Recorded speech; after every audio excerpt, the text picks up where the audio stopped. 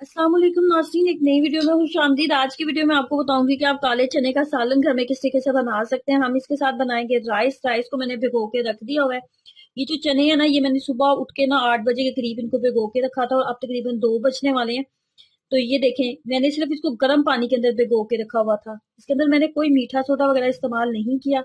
मीठे सोडे के बगैर हम इसको पकाएंगे। मीठा सोडा लगाने की जरूरत नहीं होती, मीठे सोडे से इसका टेस्ट भी चेंज हो जाता है।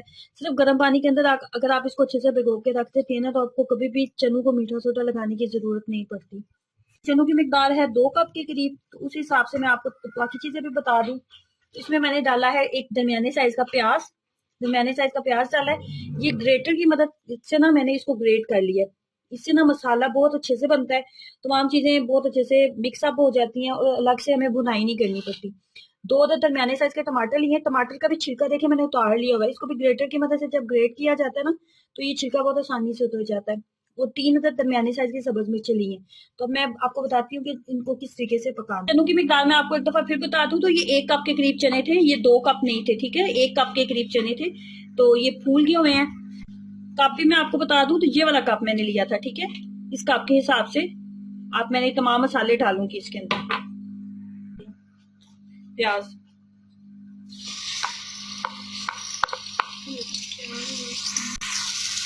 प्याज के साथ ही ना आपने सब्ज मिर्चें भी डाल देनी है साथ में। प्याज के साथ ही हम सब्ज मिर्चें डालेंगे। और जब प्याज अपना कलर चेंज कर लेगा, तो वहां पे उस स्टेज में हमने इसके अंदर लहसुन अदरक का पेस्ट ऐड करना है। कलर चेंज कर लिया, ठीक है। अब यहाँ पे मैं लहसुन अदरक ऐड करने वाली हूँ। लहसुन अदरक का पेस्ट ऐड करूंगी। तो अच्छे से हम इसका जल्दी जल्दी भून लेते हैं। थोड़ा सा पानी भी, अगर आपका मसाला नीचे लग रहा है तो यहाँ पे थोड़ा सा पानी भी आप इसके अंदर ऐड कर लें, ताकि आपका मसाला नीचे ना लगे। थोड़ा सा मामूली सा।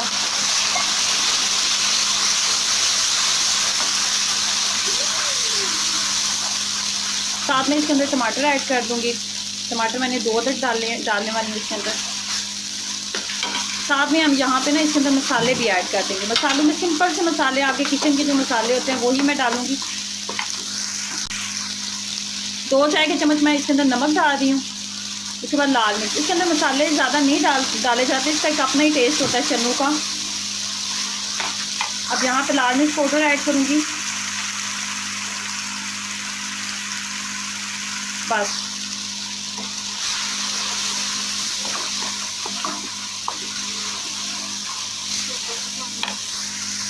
हल्का सा पानी डालेंगे।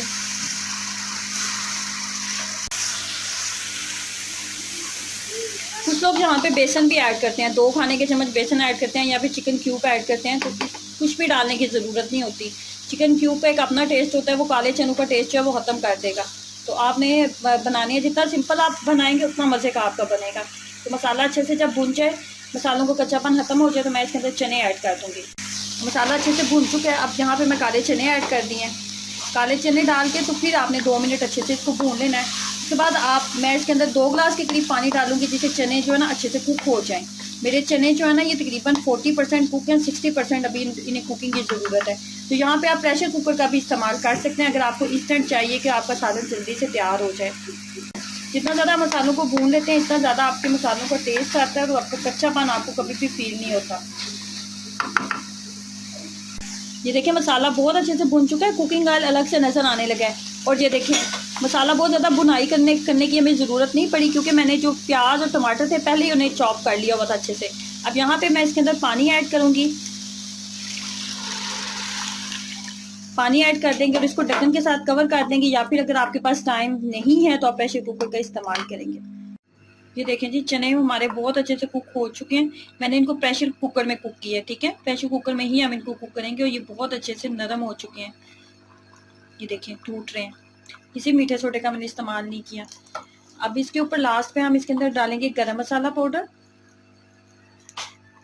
गरम मसाला पाउडर डालेंगे और थोड़ा सा सब्ज धनिया डालेंगे, और मैं फ्लेम को बंद कर दूंगी।